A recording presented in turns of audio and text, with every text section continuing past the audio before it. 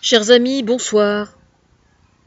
Lumière du soir, espoir. Oui, c'est pas terrible, je suis d'accord avec vous. Je ferai mieux la prochaine fois.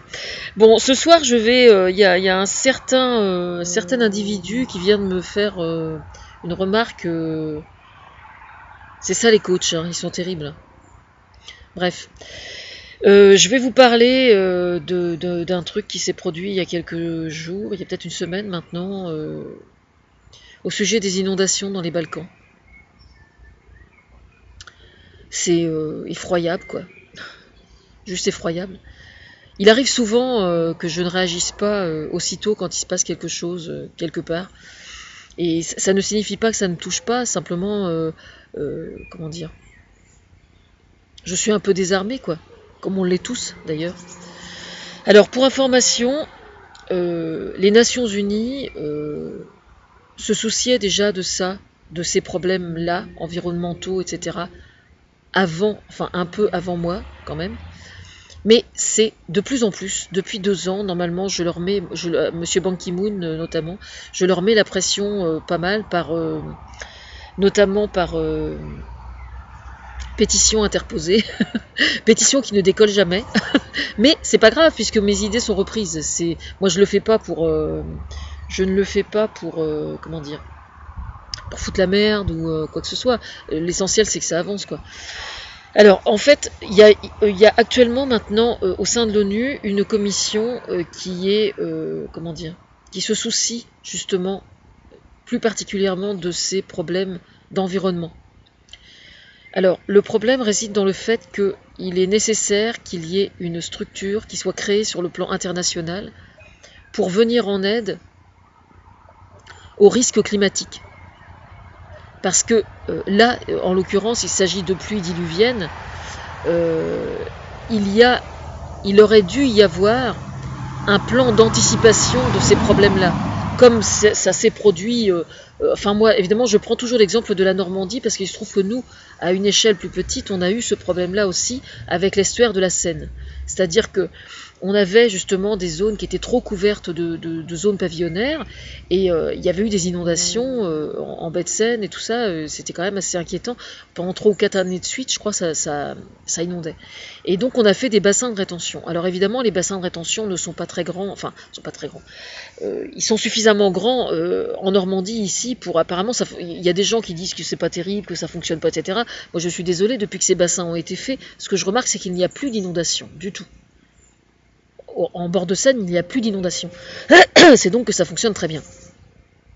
Alors, j'ai, moi, de toute façon, travaillé sur le sujet depuis 2 ans, en passant par Thomas Fersen, au sujet de la ville de Paris, afin de prévenir, parce que compte tenu du fait que le climat a tendance à se dérégler de plus en plus, c'est-à-dire les hivers devenir plus froids, les étés plus chauds, etc., etc., on doit absolument anticiper ce phénomène-là.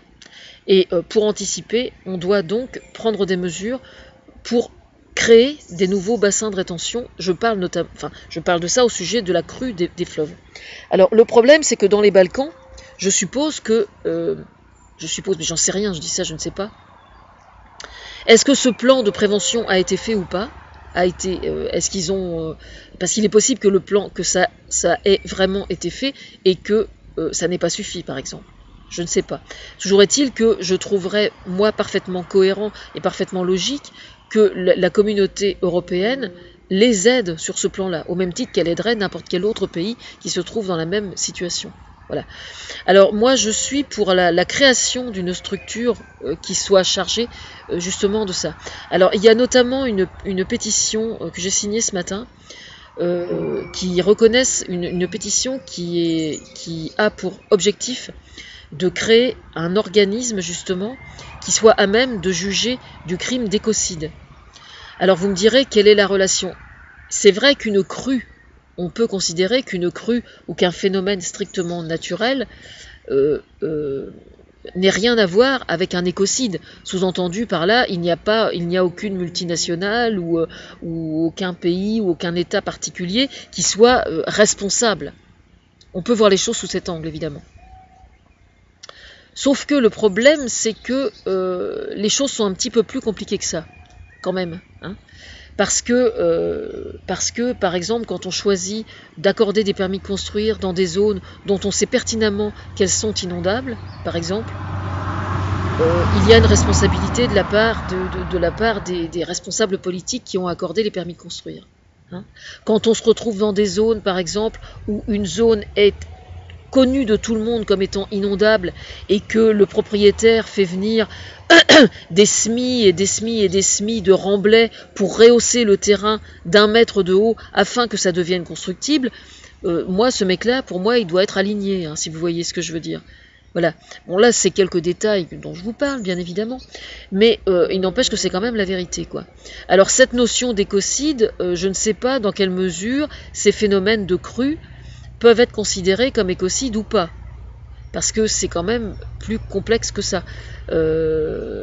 Est-ce que ces inondations sont purement accidentelles à cause d'une pluviométrie effectivement excessive, alors qu'il n'y a aucune cause particulière qui a été détectée, ou bien alors est-ce que les maisons, est-ce que les zones qui ont été autant inondées ont été construites de façon abusive, par exemple, avec une permissivité bien au-dessus de la normale. On ne sait pas. Apparemment, ce sont des villes entières quand même qui ont été inondées, donc ce ne sont pas des zones pavillonnaires, je veux dire. Ce ne sont pas des lotissements qui sont sortis de terre il y a 20 ans. Ce sont des villes, il y a aussi des villes anciennes, des centres-villes, etc.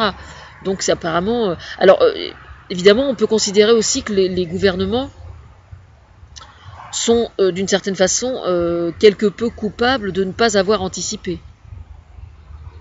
Moi, je sais que pour Paris, par exemple, j'ai dit à Thomas Fersen, il y a 2-3 ans à peu près, je lui ai dit qu'il fallait absolument vérifier qu'il y avait suffisamment de bassins de rétention en amont de Paris, justement pour prévenir une situation pareille, afin que Paris soit protégé le plus possible. Et ça doit être fait pour toutes les villes, ça. Parce qu'on n'est pas à l'abri du tout. Voilà. On n'est pas à l'abri nulle part. La Terre est en colère. La Terre est en colère depuis un bout de temps déjà.